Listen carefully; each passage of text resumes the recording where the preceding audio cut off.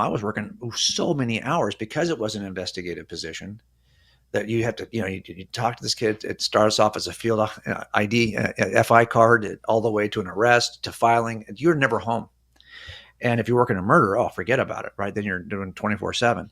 So it's like I was never home, and I thought, well, I'm just a different version of lack of dad. I can be a loving dad, but my unavailability results in the same number. It's not just quality time; it's quantity time. I'm never home. Lack of dad. It should shake us. The other thing I noticed is that working gangs, I had a partner who was younger than me and was single, and wouldn't be married for many years after this. He stayed single a long time. He was also a little more culturally relevant. He was a cooler guy, closer to their age, could very calmly and without any effort kind of talk the language, knew the songs, knew the culture, could walk up and act like he was part of the clique. And he was diverse enough to do this in any different clique. He was just really good at what he did. He was there first before me. And I realized when I came on, I was too old to do that. And I'm not going to be able to do that very well. I'll look like an idiot trying to do that. So I just realized that my only angle in with these young men was paternal. I mean, I really had to take an approach where, like, this young guy can be your friend, but I need to be your dad. And I was surprised by how effective that was. And how they would tell me things that they really probably should never have told me. Um, they would spend time with me once they thought I had to show them that actually I had the affection of a father, that I had the interest at least, that I could be paternal toward them, that I could let my guard down and just be paternal. Like, give them advice, not cop advice, like life advice, Mm-hmm. like a dad would give you. And if you were to do that, because it was so lacking, that they would trust you. And I made sure, and I got myself in trouble. I talked about it a little bit in this book, but I had a case where I was going to have to leverage a relationship with somebody on the street in order to do a search warrant that would provide, make an arrest. My lieutenant was like, "Hey, I need you to write that search warrant." I can't write that search warrant because that information came from this kid who trusted me enough to say it to me.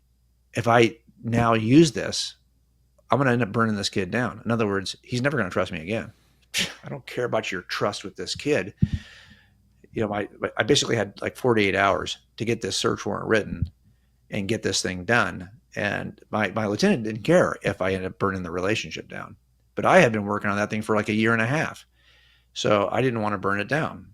So we were creative. We found a way to get the information without having to burn it down. I kind of talk about that a little bit in this chapter. But it was because I had that kind of relationship with them. I knew I couldn't violate it. It would all be for nothing. And that's a kid who later on straightened out his life. And I'd like to think that those people who mentored him along the way and took the role of father with him, and I'm sure there were many more. That's the good thing about having that kind of mentor in your life. You can use surrogates, the same way that Mm-hmm. for a lot of people, a stepfather becomes their father because their father abandoned them. And there are lots of folks who have stories about that. How it's not as though, yes, would it have been better if their father had maintained that relation? Of course, it would have been. But there's always a second best option. But to think that there's no need for it at all, this is why it doesn't surprise me that in a culture that wants to convince us that any version of relationship is sufficient in our culture. Don't tell me there are rules.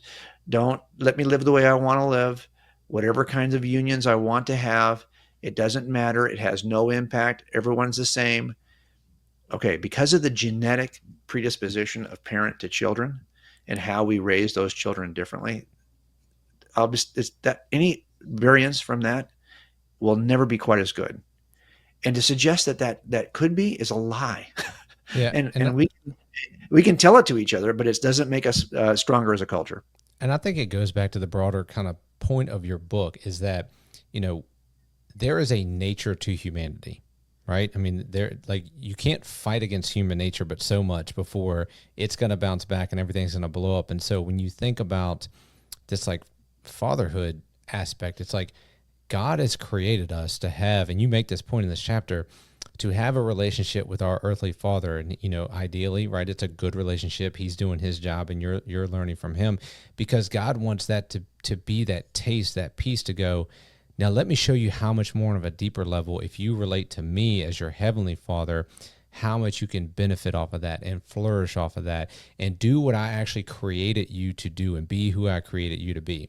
Right. And so Yeah, that's kind of, to so true. me, that's the overarching of your entire book, is like, there's all these different aspects of human nature that you've learned through your life and through your experiences in law enforcement and things like this. And with each one of them, it just speaks to the fact that we were designed with a certain nature, and God didn't just do it haphazardly.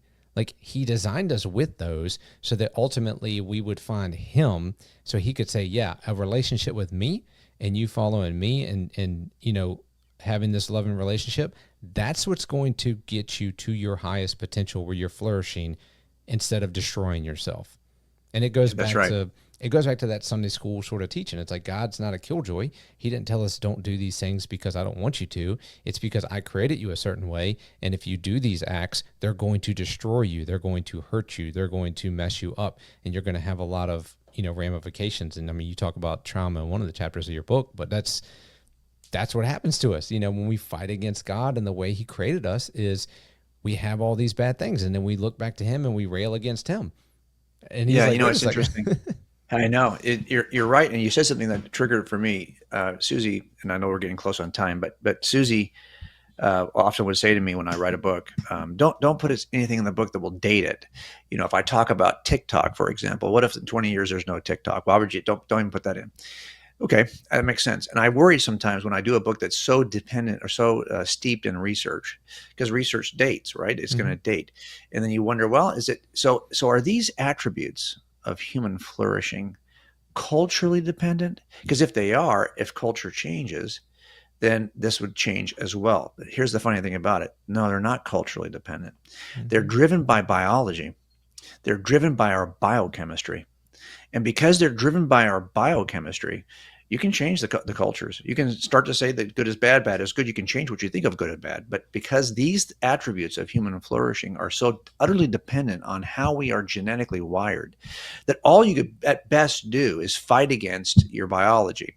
And this is true for all these different chapters on the value of humility, on identity, all these core needs that sociologists say we have. It turns out they're not driven by how we've advanced evolution from an evolutionary paradigm, that we happen to be in this kind of culture, so that's why we're this way right now. That's why it's interesting that a book that is 2,000 years old still accurately captures us. Why? Because it's just, I mean, if you didn't even think it was divine, if you just thought this is just an ancient book, but it's written by people who are watching human behavior for lots of years, and they happen to write stories in which they actually accurately describe human behavior. Well, then at least it would be enlightening to know what hasn't changed in 2,000 years might be of value. And that's because it's not going to change. In another 2,000 years, it's not going to change because of how we are wired as human beings. Now, you can always ask the question, why are you wired that way? And that's why I hope a book like this will point you back to your creator. But the reality of it is, I think it is evergreen because it's not driven by something that's in the moment, in the culture. Is driven by something that is innate to humans based on their biology. Well, I'll end it with this. I'm going to say, look, if you're out there listening, get the book. It's fantastic. It's super well researched. Like I said, all those footnotes, you got all these different journal articles and all these different people that you cite and quote and all these sort of other things. But with that being said, the book is super easy to read. Like, the flow of it, I think I read it in like a week, and that's just a couple hours each day. Not even that. I'd get home from work, before I go to bed, read some of it, and I was done within a week, because it flows so well. It's in your stories from law enforcement, I think, make it more of like almost like a novel as you're reading it. Like you're reading a story, not just reading just facts and things like that. So, Jim, thanks so much for coming on the podcast, my friend. Thanks, brother. I feel connected to you in this work we do, and I think we can learn a lot and help people with this stuff. So keep it up. Don't get tired. It's easy to get tired because we do this as you and I are both bivocational. In other words, we do this as an avocation, not as a vocation. We do this because we, hey, I love doing it.